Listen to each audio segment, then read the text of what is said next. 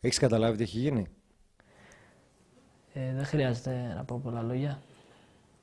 Τώρα πια έχω καταλάβει τι έχει γίνει σε μένα, στην οικογένειά μου και στην ομάδα μου.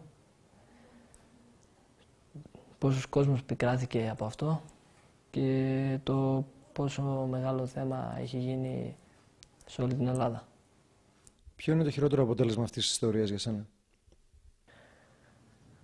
Το χειρότερο για μένα είναι ότι έχω δώσει δικαίωμα σε κάποιους να μιλάνε άσχημα για τον ΠΑΟΚ και τον κόσμο. Θέλω να πω ότι ο ΠΑΟΚ με έχει βοηθήσει πάρα πολύ. Έχει αλλάξει τη ζωή μου και τη ζωή της οικογένειάς μου.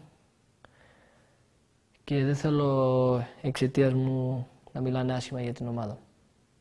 Καταλαβαίνεις ότι ένα τέτοιο λάθος μπορεί να στοιχήσει τα όνειρά σου και την καριέρα σου? Έχω καταλάβει ότι μπορεί να μην είμαι πια σε αυτή την ομάδα. Αλλά αυτό εξαρτάται και από τον κύριο Σαββίδη, τη διοίκηση και τον κόσμο μας. Και πιστεύω ότι ο ΠΑΟΚ θα πάρει την καλύτερη απόφαση για μένα και για την ομάδα. Τι ανέφερες στην απολογία σου στη διοίκηση σήμερα? Στην απολογία είπα ότι δεν γνώριζα τι ήταν το Ουτσεκά.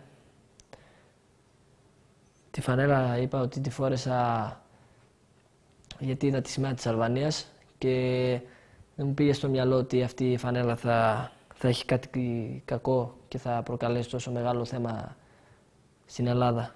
Και άμα ήξερα δεν υπήρχε περίπτωση να τη φορέσω.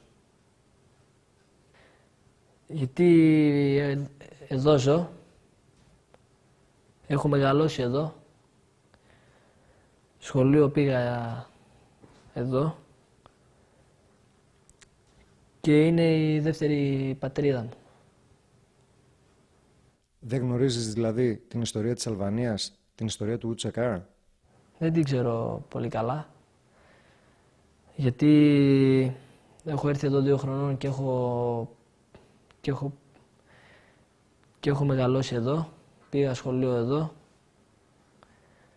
και επίσης θέλω να πω ότι και στην Αλβανία όταν πάω οι συμπαίκτες μου στην εθνική με κοροϊδεύουν γιατί δεν τα μιλάω πολύ καλά και επίσης ότι τώρα εδώ καλά τώρα μαθαίνω τον εθνικό ύμνο της Αλβανίας. Μπορείς τελικά να εξηγήσεις και να πεις τι ακριβώς συνέβη με όλο το θέμα της φωτογραφίας? Για τη φωτογραφία θέλω να πω ότι δεν την ανέβασα εγώ στο προφίλ μου. Την είχε το παιδί ο οποίος με έβγαλε φώτο. Την είχε στο προφίλ του, στο άλμπουμ του πολλές ημέρες. Κάποιος την πήρε από αυτόν, την είδε, την πήρε και την κοινοποίησε σε μένα όταν εγώ ήμουνα στην εθνική, στην Αλβανία. Και την κοινοποίησε με διάφορα σχόλια, τα οποία σχόλια για να τα γράψω εγώ ίδιος θα πρέπει να είμαι πολύ χαζός. Να γράψω άσχημα πράγματα για την Ελλάδα, την οποία εδώ ζω, εδώ έχω μεγαλώσει και οι περισσότεροι φίλοι μου είναι Έλληνες. Θα είναι πολύ χαζό να τα γράφω εγώ αυτά τα πράγματα. Σου δίνεται ευκαιρία μέσω της κάμερας του Nova Sports να εξηγήσεις στον κόσμο τι ακριβώς συνέβη. Πρώτα απ' όλα θα ήθελα να ζητήσω συγγνώμη στην ομάδα μου, την οποία την έχω βάλει σε πολλούς μπελάδες και αυτό έγινε εξαιτίας μου. Και επίσης θέλω να ζητήσω συγγνώμη στους Έλληνες για όλο αυτό το θέμα που τους έχω δημιουργήσει και γιατί εγώ σέβομαι την Ελλάδα, έχω μεγαλώσει στην Ελλάδα και οι περισσότεροι μου φίλοι είναι Έλληνες και δεν θα ήθελα οι Έλληνες να έχουν κακή σκέψη για μένα, να σκέφτονται αρνητικά και να λένε διάφορα. Ολοκληρώνοντας, δεύτερη ευκαιρία θα ζητούσες? Ντρέπομαι να ζητήσω δεύτερη ευκαιρία.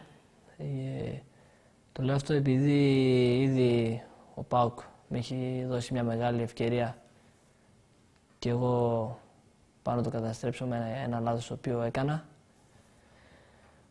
Άμα αποφασίσει ο κύριος Σαββίδης, η διοίκηση και ο λαός να μου δώσει αυτή την ευκαιρία, εγώ θα προσπαθήσω με τις πράξεις μου να καταφέρω να πείσω τους ανθρώπους οι οποίοι έχουν αρνητικές απόψεις για μένα και σκέφτονται πολύ άσχημα.